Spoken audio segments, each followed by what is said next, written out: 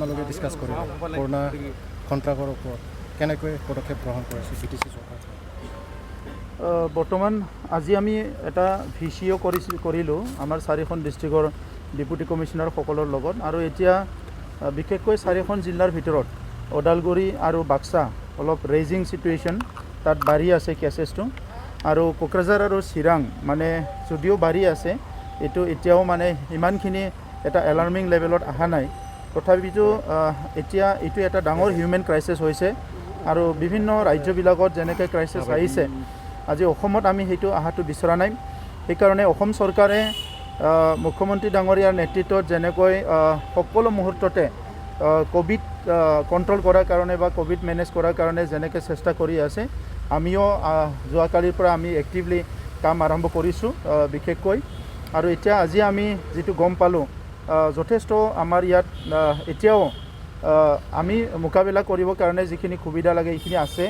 কোকৰাঝাৰত আমাৰ 700-600 above bed আছে। ওদালগুৰি, চিৰাং, বাক্সা ইয়াতো যিখিনি বেড লাগে সেইটো বাঢ়াৰ চেষ্টা কৰিছে। অক্সিজেন যিখিনি লাগে সেইখিনি প্ৰয়োজন অক্সিজেন এতিয়ালৈকে আছে, মেডিচিন আছে। কিন্তু কথাটো হৈছে কি, আমি যেতিয়া কেছটো বাঢ়ি যাব তেতিয়া সেইখিনি মোকাবিলা কৰাটো খুব অসুবিধা হ'ব।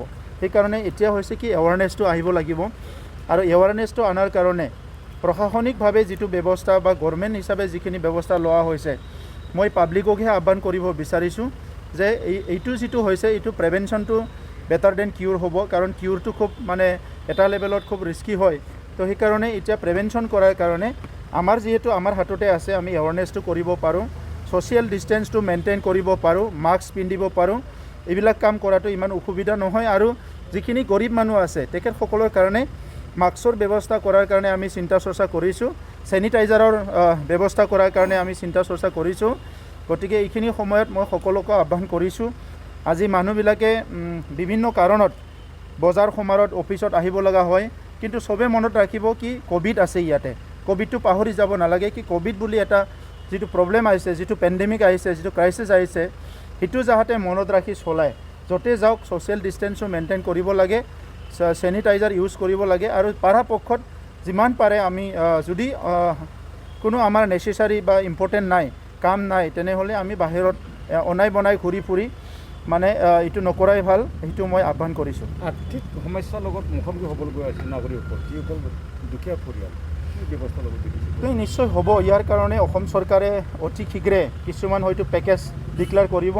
যোৱা সময়তো ভাৰত চৰকাৰে লকডাউনৰ সময়ত কিছুমান পেকেজ দিছিলে, আৰু এতিয়াও মই আশা কৰোঁ অসমৰ মুখ্যমন্ত্ৰী ডাঙৰীয়াই সেইটো যদি আৰু ইয়াতকৈ আৰু ভয়াৱহ ৰূপ লয় বা সম্পূৰ্ণ লকডাউন কৰিব লগা হয়, তেনেহ'লে নিশ্চয় দুখীয়া গৰীব মানুহৰ কাৰণে এটা আৰ্থিক কিবা এটা সাহায্য বা তেনেকুৱা কথা চিন্তা কৰিব, এইটো মোৰ বিশ্বাস আছে।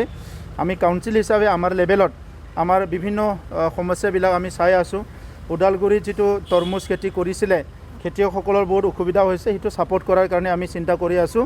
এতিয়া খেতিৰ সময় আহিছে, কোভিডৰ চিটুৱেশ্যনতো খেতিটো কেনেকৈ কৰিব পাৰে ইয়াৰ কাৰণেও আমি চিন্তা চৰ্চা কৰি আছোঁ।